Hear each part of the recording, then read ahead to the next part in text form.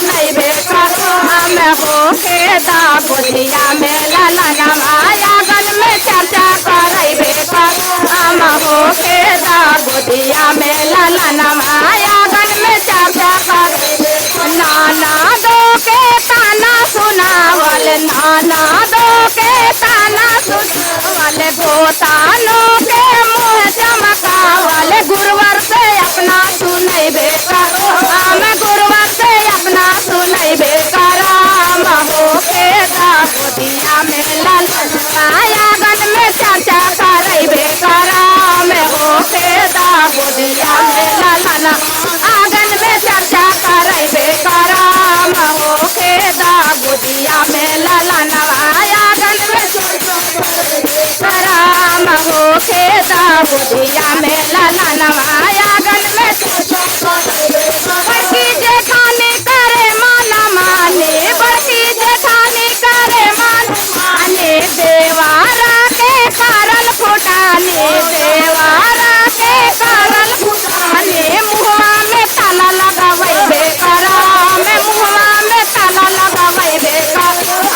होके दा गोदिया में ललनवा आंगन में चर्चा करई बेकर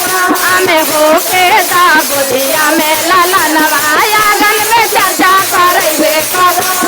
होके दा गोदिया में ललनवा आंगन में चर्चा करई बेकर होके दा गोदिया में ललनवा आंगन में जिस दिन हो जाए गुरु के दाया जिस दिन हो जाए गुरु के दाया खुल जाए हमारे किस्मत के ताला खुल जाए हमारे किस्मत के कैसे हो अरे गंगा जवरवा में नेता पे छाए मपूरी मिठाई जिलेबी खिचड़ी में घर ही भंडारा करई बेकर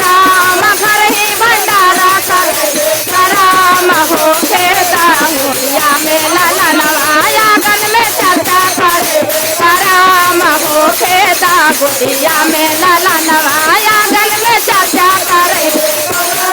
होके दा गोदिया में ललनवा आंगन में चर्चा करई बेकर